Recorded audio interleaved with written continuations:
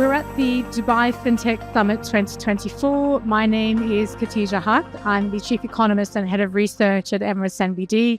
I'm delighted to be joined by Vanessa Colella, who is the Global Head of Innovation and Digital Partnerships at Visa, and our very own Deepak Chandran, who's the Group Head of Retail Products at Emirates NBD. Thank you both for joining us. This is going to be hopefully a really interactive session on digital innovation and partnerships. So I'm really excited to hear about all the work that the bank and Visa are doing together. But just by way of introduction, perhaps, Vanessa, you have a really, really interesting story. I had a look last night on LinkedIn and saw that you started your career as a science and biology teacher. How did you make the jump from high school science teacher to where you are now, which is the Global Head of Innovation at Visa? So first of all, thank you so much for the invitation to join the podcast. Really appreciate it. The quick story. So I started out teaching as part of a program in the U.S. called Teach for America, which is designed to sort of tackle systemic problems in education, particularly districts where there aren't as many quality teachers, and therefore the quality of public education is low. I was lucky enough to do a lot of different things after that. I used to run data and insights for Yahoo. I've been in venture capital. I was a partner at McKinsey.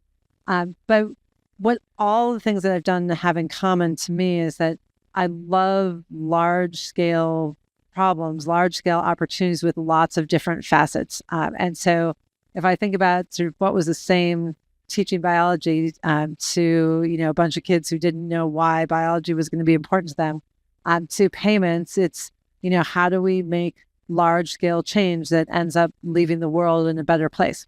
But those skill sets are really different. Did you feel that you were at a disadvantage at any point when you switched from teaching science to data analytics and this kind of product innovation? So I did a lot of school in between. So when I came out of undergrad, I taught, and then I went back to grad school for many years and did a bunch of work at MIT at the Media Lab and at Columbia. And so by the time I got into business, I went to McKinsey. I sort of learned the ropes of business at a consulting firm and then kind of stepped my way. And whenever I'm mentoring anyone, I say, like, it's great to make change. You just can't make like a 3-step change at the same time. As long as what you're doing builds on something that you know how to do, and then you can learn the next thing, then, you can kind of branch out in different areas. So I've been really lucky to have lots of different opportunities that have taught me different skills all along the way. That's an amazing story and quite inspirational, particularly in tech, which is notoriously difficult for women in particular, seemingly to break into. Deepak, can you share a little bit about your journey in this field, but also at Emirates NBD? Yeah. So very different. I mean, I think not as interesting as what Vanessa has just spoken about, but I think I started off in India in a bank, multinational bank. So I think got a good solid grounding. I think it was probably the best second college I went to, which was City in India. So I think that taught me the nitty-gritties of banking. And I think the point Vanessa made, it's about what problem you're solving. I think the industry, I think you learn the nuances in the first few months or years, but after that, it's about solving a problem. So I think solving problem is something I think I enjoy as well. I think moving into Emirates NBD, it was very different. I moved a week before the Lehman announcement happened in 2008. So it was quite a time to move, but it was also the time when Emirates Bank and NBD had merged. So I saw that as an opportunity because they were looking for people who could come in, handle the migration, put things together, scale up a business which was not at that point in time top priority, right? As a business, cards was when we were minuscule in the market, less than 5% market share, and I think the management team at that point wanted to build the franchise. So I think from there on, it's been only one way, which has been up. I think for the bank and for the business. I think, and I'm a card fanatic at heart. So I've worked in payment cards for a good part of my life, except the last 4 years, I think, where I've done other things. But so cards is fascinating because that's the one product you take out of your wallet day in and day out. And if you can make that more frequent in a day, I think it makes a good market share for the bank. So it's been an interesting journey on changing consumer behavior for me. I think some of us learned it as a subject in college. They taught you how do you do consumer behavior, but there's all theory. Actually making it work, making customers change behavior, move on to a card and I've seen the transition from when it was called an ATM card to it being called a debit card, right? So it was quite a transition to educate, teach, migrate. So I think it's been a pretty good journey so far, Khatija. So what I'm getting from both of you is at heart, you're both problem solvers. And if I look even at the last 10 years at how the banking industry has changed, I mean, Visa started off as really being a payments company, but it's now a technology platform. What are some of the problems that you see that you are working on to try and resolve? And what are the sorts of solutions that you are working with Emirates NBD to put in place to some of these challenges? The first, I would just underscore something Deepak said a second ago, which I think is really important. Like, the learning comes because you ask questions. And to your question about like, where are we going in the next 10 years?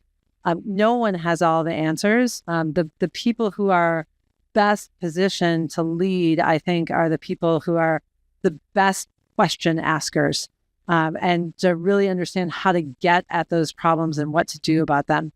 I've spent really only the last 14 years of my career in finance. So 12 years at Citi, including as Chief Innovation Officer and head of Citi Ventures. So we sort of just didn't quite overlap there, but now we're here. So, and I think, when I look at it, I think, in the payments industry in particular, we're just at the beginning of change. I mean, Visa's obviously been a fintech pioneer for the past 60 years. Our entire business is built on, robust, reliable, safe, secure technology. We process 83,000 transactions every second. We analyze hundreds of attributes of those transactions to enable commerce between two entities who don't necessarily have prior trust. And so if I look at that, I think, wow, that was a massive amount of change from 60 years ago until today. But I don't even know how I would predict the next 60 years. I think that the entire way that individuals, small businesses, enterprises exchange value, pay and be paid will evolve dramatically. And it won't just be technology. The other thing you said that was really important is I think people sometimes get very fixated on what's the new technology and what's that technology going to bring. The trick to it is what's the technology going to bring? And then how are people's behaviors going to change? And when those two things come together, that's when you see sort of real leaps forward. So I'm sure we'll talk about some examples, but that's what makes me excited about the space is I think we have both new and interesting technologies to work with, but also we have across every generation, real behavioral shifts over the past several years. And I think we'll see even more of those going forward.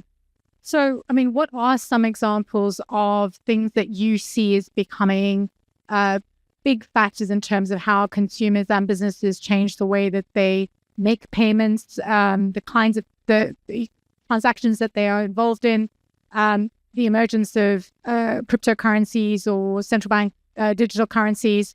How do you see that as a risk to payments more broadly, or do you think it's just the next step forward? So I feel like this is the biology teacher in me.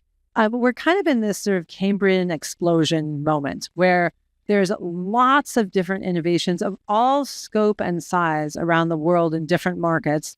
The innovation in markets where the payments infrastructure is very developed tends to be sort of larger, more technology driven. The innovation in markets where the payments infrastructure doesn't suit the needs of either individual or businesses tends to start sort of market by market and then merge. But just like in evolution where there's like lots of things and then they sort of bind and collapse. And I think we're in this moment where we're seeing a lot of activity and we're going to start to see over the next decade a bit more convergence of that activity.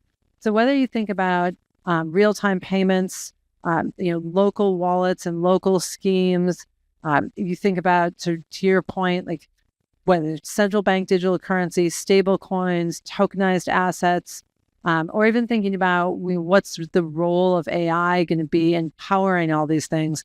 I think right now we're in this like massive soup of innovation where, because there's a lot going on, it's not all interconnected.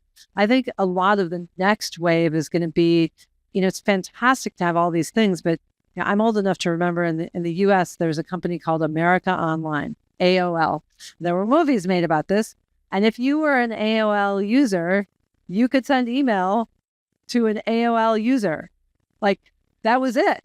It wasn't like it could get rerouted someplace else. That was the only place it could go. And if, Deepak was on Prodigy, like, he was not getting my email. So the world both creates all of these interesting innovations, and then people come along and start saying, well, actually, it would be so much better if your thing could connect to his thing and and we could bring those things together. So I think a lot of what we're going to see going forward are things that start to bring some of these new things together, because the behaviors that people want are to interact. I think adding to that, a couple of things. I think if I go back 40, 50 years, like Vanessa said, right, I think there was not so much of movement by humans, right? You were still very localized in where you are. A percentage was moving across the globe. I think as we look ahead with the mobility that we're now seeing amongst people moving pretty much every day, there will be a need to connect, right? I think when we started, you said there would be Alipay in China, right? And nobody thought it was needed here. But now when you started seeing tourists coming into the UAE, there's a need to connect. Because you can't say pay with some other form, because they're only used to paying with Alipay in that country. So I think that interconnectivity will become a need. I think a lot of people are still solving localized problems, and each problem is very different, which is why I'm with Vanessa. There are a lot of solutions. It's very important to see what fits the problem you're trying to solve, because you can't. In India, the problem they were trying to solve was acceptance. If I see the UAE, acceptance is not a problem. So you can't pick up a solution in India and bring it here and say it'll work. It's then how do you bring the right solutions and at the right point connect where there's critical mass in those corridors, which is where the network connectivity at some point, cryptos could be regular transaction, could be real-time payments. I think all will at some point converge into hopefully a simplified solution. So what are some of the things that Visa and Emirates NBD have worked on together that you could talk about in terms of moving innovation in the space forward? I think firstly, I just want to call out, because I think it's important and we don't get Vanessa here too frequently. I think it's been a really good, decade of exploration, I would say, because I think as a local organization with a big aspiration to grow payments, I think Visa's provided us that lens from an international perspective, right, which you don't necessarily find in the local market. And I'll take a simple example. If I take the way we implemented wallets, and you would remember till 2017-18, contactless card was never accepted in this market. But from 2018, you suddenly had Samsung Pay, Google Pay, Apple Pay, and all the pays coming in. And I think a good part of that groundwork at that point in time, working with the Visa team, both in market and globally, to get that implementation right. And it's good to see the result, right? Today, it's 100% contactless is one, but nearly 60% of the transactions in our market is actually on a wallet. People don't take their cards out. And I don't know when was the last time you took your physical card out. It's all on the phone, right? So I think that's one example. We work on a lot of other solutions. It could be on fraud, where we've had a lot of implementations of real-time interfaces for cards. We worked on things like on product side, we worked on partnerships, digital partnerships, where they brought global players and local players where we could. So we were one of the first players in the market to get into a tie with Uber on ride sharing, right? Because at that point in time, it was not about just the technology. It was about being where the customer was and being there first. Because earlier, you used to take a card out of your wallet, you could choose. But on the phone, if you're top of wallet, I don't think too many of us go and change into our second and third card. It's about how do you get into being the top of wallet. So it's working on understanding the data, understanding the technologies, getting some global best practices, and then integrating it into various aspects. And it's not just operations, UX, products, it's the entire life cycle of the customer. And extending it, actually, we're now going beyond payments. I mean, and with Visa, it's always been cards so far. But if I take a recent discussion with Visa, it's now how do we do the same thing on the real-time payments, which has not been a focus area with a partner like Visa. So it's now we're going beyond the traditional card payment. So there's a lot that is happening. The other thing I would just add is that one thing that we've found, and we really appreciate the partnership with ENBD. It's been amazing. The last time I was in Dubai, I was at the Innovation Center, and we spent the better part of several hours talking about all the things we could do. I think one of the things that distinguishes a good partnership, a healthy partnership, is a good balance of cooperation around things that need to get done today or tomorrow, because you need to get some traction and some surface area and create some immediate value for end clients as well as for the businesses working together, but also a good aspiration of what's coming, right? Where do we think tokenization is going, right? It's such an important part of keeping the payments ecosystem safe and secure. Where do we think that's going to evolve to next? What use cases are you seeing here in the UAE and more broadly that could inform the kinds of tech development that we might do? And I think that balance has been a really good one where we're seeing both near-term value and then aspiration. If you get too sort of one-sided about that, and then it doesn't seem to work as well. I agree. I think at the end of the day, we all run profitable businesses. So you have to keep the commercial aspect in mind. So you implement things that are needed for today. But I think we've done a lot of experiments for the future. Some have worked, some have not. But I think the whole idea was it's important to experiment and learn early so that if certain things work, how do we then become first to market? I think that's something that Visa has been a great partner with us on. I mean, Visa has a huge database of information, as you mentioned, about all of the transactions that you process. Presumably, you've been investing quite a lot into advanced analytics and AI to help interpret that data and try and extract perhaps some emerging trends.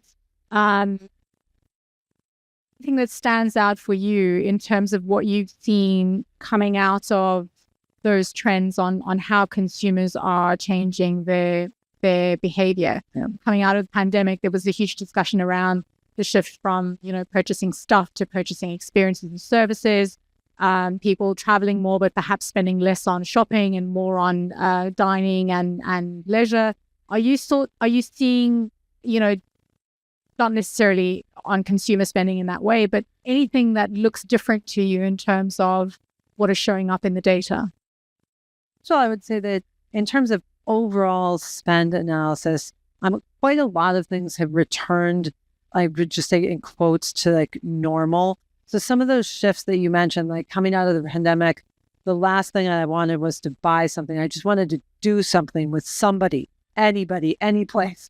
And so you saw this massive shift, to your point, to like services over goods. Also, I could listen to a song or rent a movie online, but I couldn't go to a restaurant. So we saw a lot of shifts that were quite global in nature, and a lot of those have returned to normal, with the exception of some travel corridors. There's still some places that are more depressed than what we might have expected if we look kind of pre-pandemic. But we obviously analyze this stuff all the time, not only for the sort of big things the economists like you would look at. I was going to say, I'm out of my league here for sure. But, I was just looking recently, someone at the company published this super interesting graph. This happened to be only a U.S. example, but of U.S. transactions during the time of the recent eclipse, and how you could use Visa data to understand the difference in how people were transacting when, a bunch of people were just standing outside wearing funny glasses looking at the sky. So we obviously, analyze all of our data in a serious way as we think about macroeconomic trends, consumer trends, business trends. But we also are constantly looking for, what does purchase behavior illuminate about what people care about, what they're trying to accomplish, because that's that behavior element that you were talking about before. And that's ultimately the driver of economies, is how are people and businesses behaving. So we try and have a little fun with it. And we look at both the hardcore stuff around where's the spend coming in, or what are the fraud vectors? And we certainly see new vectors all the time, right? The bad actors in the world are, constantly trying to push the needle on what they can do. We stopped a massive amount of fraud at Visa. Last year, we stopped over $40 billion of fraud on the network. So there's a big investment in that. But we try and maintain a balance to say, what is it telling us about, things that we need to keep safe and secure, but also what is it telling us about, to your question, like, where are people at? What are they trying to do? And how can we help them achieve their goals?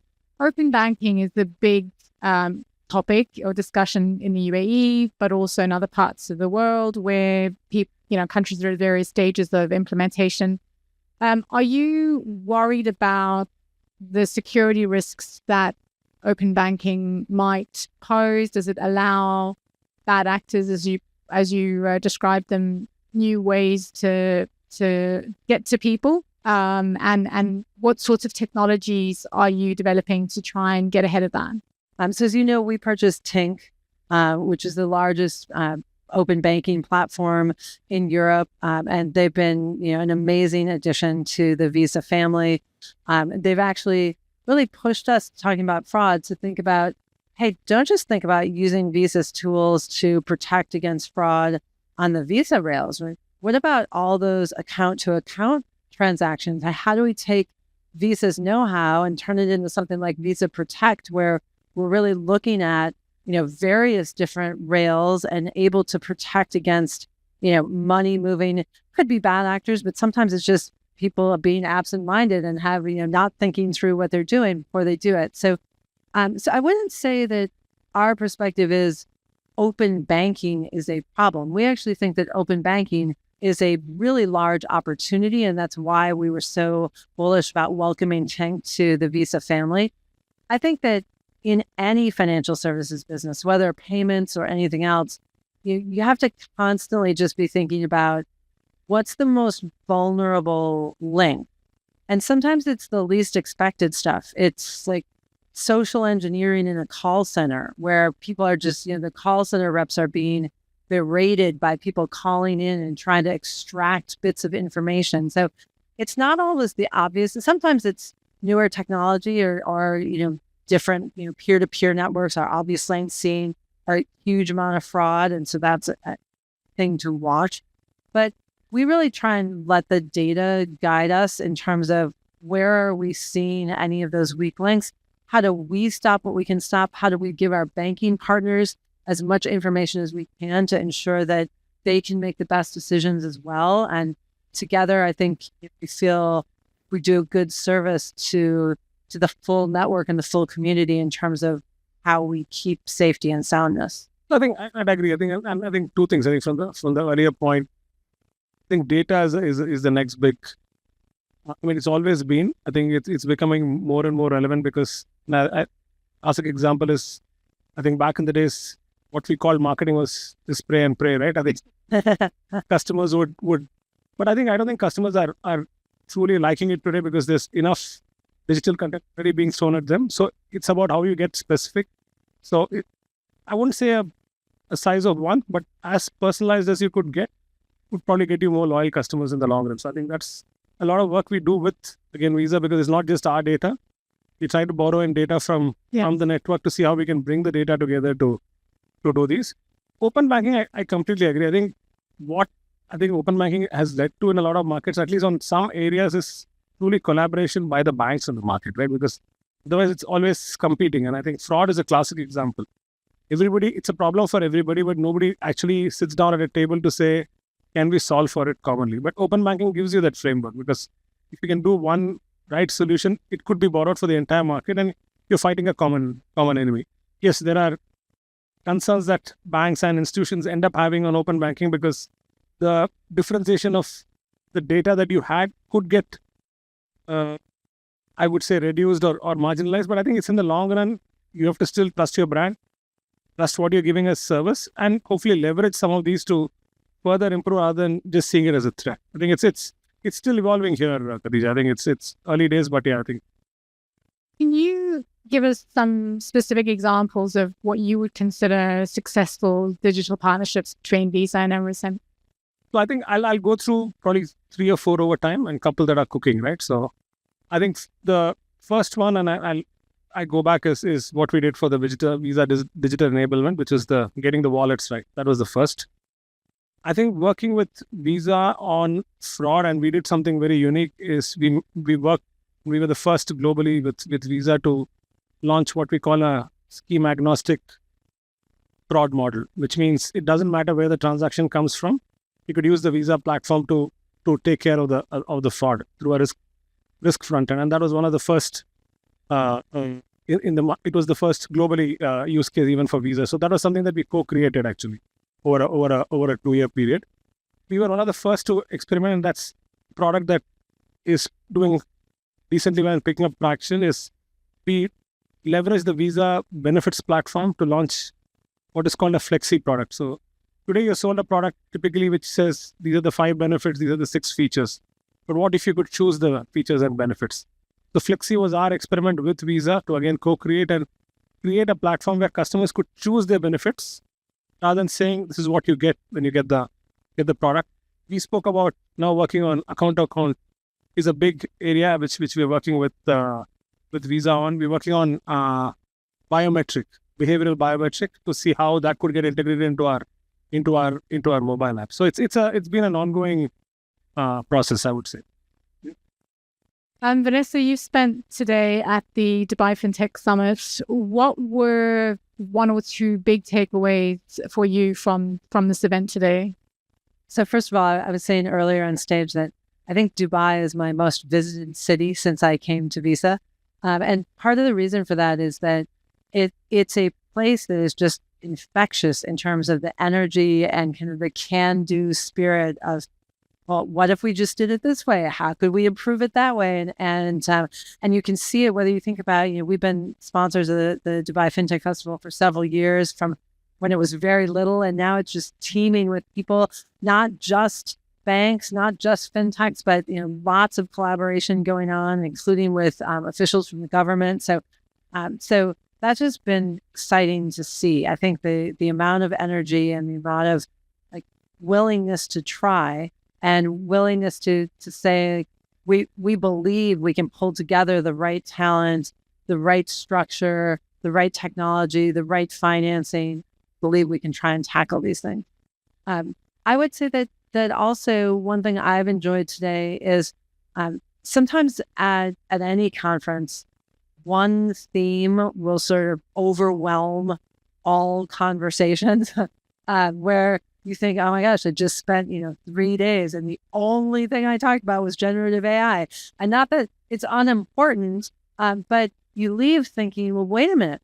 All these people are also thinking about risk and fraud and loyalty and tokenization and stable coins. And I didn't get to hear their thoughts on any of those things. So for me, today has been great because the diversity of conversation here, hitting all sorts of topics from digital assets to, how do we think about fraud to how do we think about, loyalty, and does it need to be redefined and what would that look like?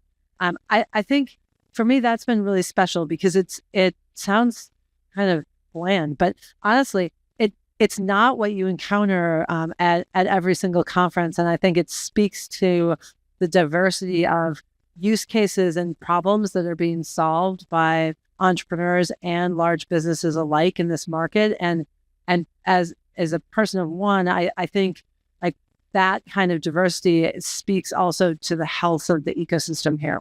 Really encouraging.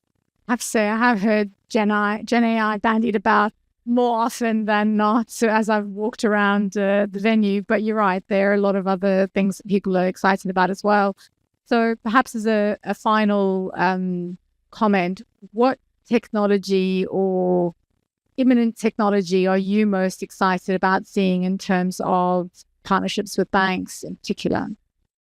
I think I'll answer that in 2 ways. So I'm not sure either one of them get to your imminent question. So I'm letting you know I'm going to sidestep that one right off the bat.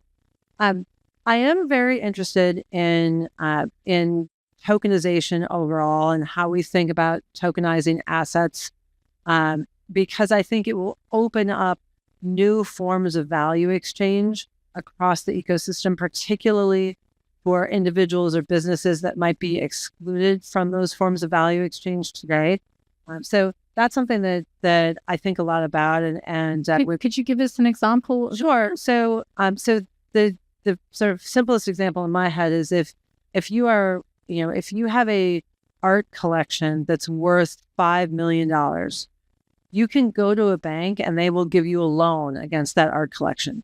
Why? Because it's worth it to spend the time to figure out, are every one of those paintings actually, originals? Are you going to leave them on the wall? Are you going to move them to your, separate house? Or, if you have like a regular person art collection, a bank is never going to lend you money because it's just not worth the time and energy to make sure that you're not going to like give your friend one of the paintings, etc. And so you have all these assets around the world, and some of them are traded today, but just in kind of odd marketplaces, and some of them aren't traded at all. Like my art collection, or it just sits on, I like it, sits on my wall, but I'm not borrowing against it. So if you think about the power that tokenization has played just in the traditional payments, and we're able to combat fraud, we're able to assure provenance, we're able to do all sorts of things that have been really powerful for money movement. And then you extend that outside of kind of payments and into just where is there stored value in the world that people or businesses could make use of, but it's not worth it yet to do that. You say, well, wait a minute, if we applied this technology, could we unlock a bunch of value for small businesses, for individuals, for that right now is kind of trapped in that example in a painting, right? So I think that's a very interesting technology that's sort of in its infancy in terms of what could it do for your field of like, if you could actually unlock that liquidity, what would that mean from an economic point of view? And what would that mean in terms of people's behavior? And then the second thing I would say is I would just go back to what you said at the very beginning, which it all hinges on behavior. I rarely look to a particular technology in terms of what is the future going to bring.